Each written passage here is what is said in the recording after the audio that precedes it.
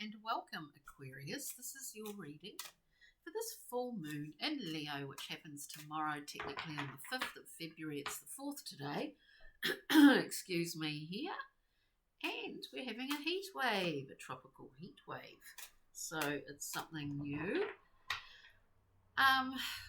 So hopefully I don't melt. Anyway, let's just get the cards out here. If you haven't joined me before, thank you for joining me. We always go through and clarify the initial cards. And do remember, these are very general readings. They're not always going to resonate, or they may. Take what resonates, I always say, leave what doesn't, and check out any titles on this channel that stand out for you. And I really appreciate you joining me. So let's see what's on the storyboard, Aquarius. It has been interesting last few weeks. Have a look at the collective reading. There was a few themes in there that, you know, like a period of quickening, and I do sense it as that. We've got one last card. I'm going to put that just up in front of me, actually. So let's see, Aquarius, we come out here with the Prince of Cups. The Prince of Cups is a lovely character. It can be a small offering. You know, look, the Prince of Cups in the Thoth deck can often get distracted, you know, by their own reflection in the cup. So it could be an offering from someone. It doesn't mean it's an insincere offering. Or it could be yourself. We have these very reflective pools of water. In the watery realms, you know, the court cards in the watery realms, there's always the potential for illusion, for distraction, reflection, illusion, all of that sort of stuff. And because it's about the emotions, you know. Anywho, then we move on. We'll go through and clarify, as I said. We've got the 8 of Discs, working away at something, perfecting something. Now, there's something to do with, I do kind of get it, there's something to do with the stepping stone scenario here. I guess lots of things we do in life are stepping stones. I guess life is a giant big stepping stone kind of journey. I don't know, something about this 8 of Discs is sort of like there's a movement going through here. We'll try and see what else is going on. This is a beautiful card because we do perfect something. Whether it's a way of doing what we do, whether it is actually a tangible piece of work like the craftsman, you know. We're fine-tuning it, we're perfecting it. I love that card, the 8. And then we have the 4. To completion, the 4 of Wands. Though we begin, we complete, begin, complete. This is another stepping stone kind of scenario, isn't it?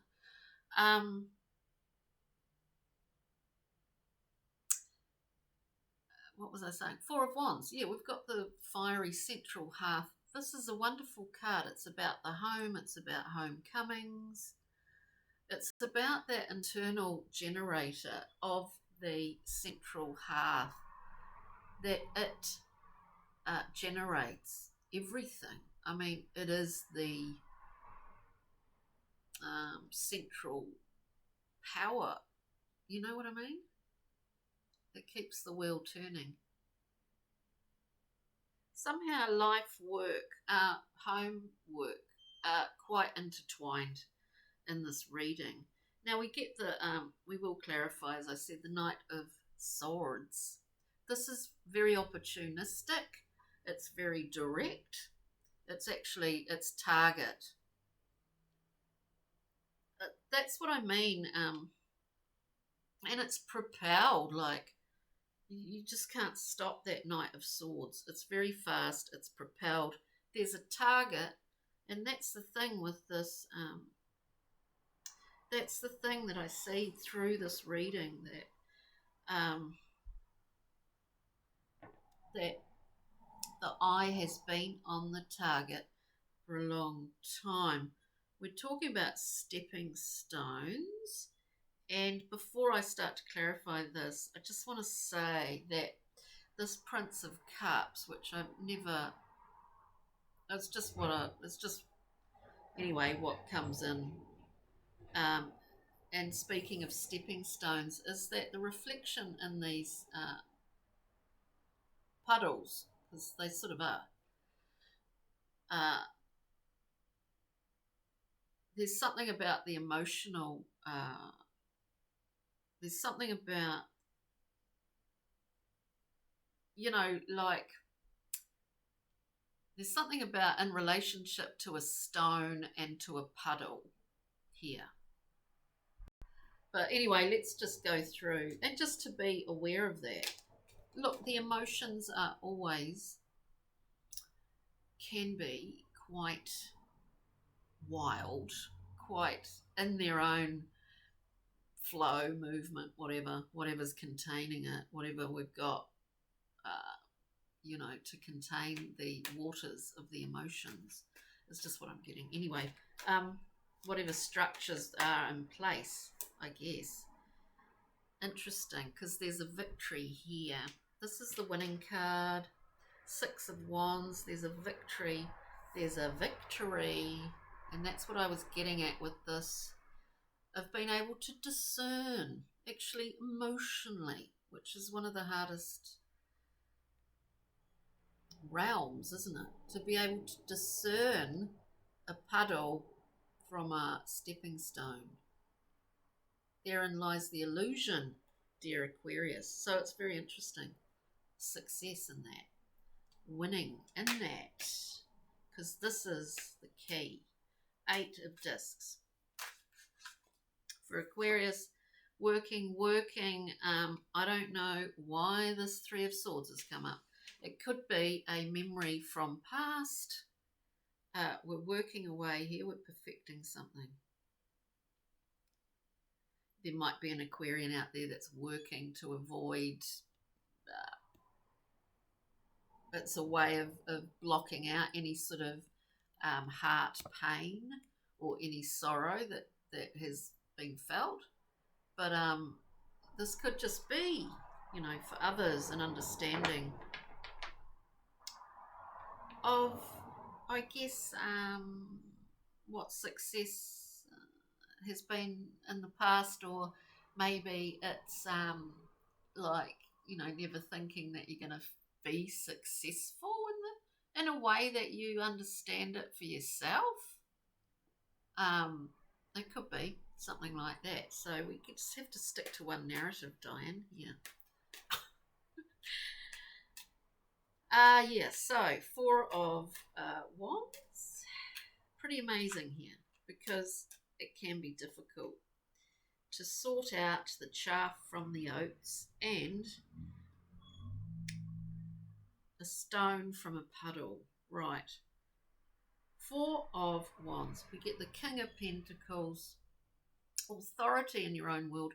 Benevolent. You are the central point. I see someone, plunging this whatever you call it, the it's not really a wand, but maybe it is a wand with the knob on top.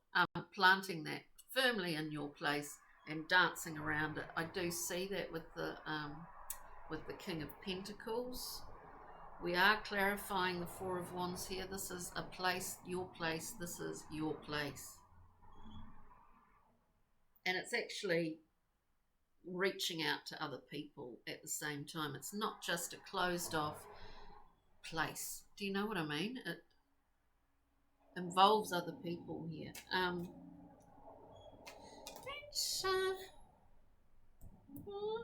What do we got here? We've got that Knight of Swords propelled forward, literally. The target's been in sight for quite a long time. or maybe you just had to get through that, discerning illusion from real, true sort of focus here. There is a victory in that. There's a victory actually in creating a buffer zone between yourself and the world of the free radicals, all of that stuff that exists between yourself when you're out there working, when you're out there doing whatever you're doing, dealing with people, rah, rah, rah. We create a distance, like a buffer zone. It allows us a little bit more clarity, certainly in these times. So, what was I saying? I'm going off on a tangent. Knight of Swords, targeted. Something's been in target for a while. Some Aquarian out there, we get the Four of Swords, respite time, we go into our chamber. This is where we create a buffer between ourselves and the outside world, but it's not just that, it's where we get a lot of information. I think coming through, Two of Swords, making a decision. It's not urgent, but it is based on not actually what we're seeing. It's based on our, internal guidance. It's based on our intuition. But we haven't it's not immediate, and it's not urgent because we need time to make that decision. We need all the information in order to make that decision. But our target hasn't changed, if that makes sense. What was I thinking? There's some sort of, it felt like there was some Aquarian out there that has actually, it just went through and out again. So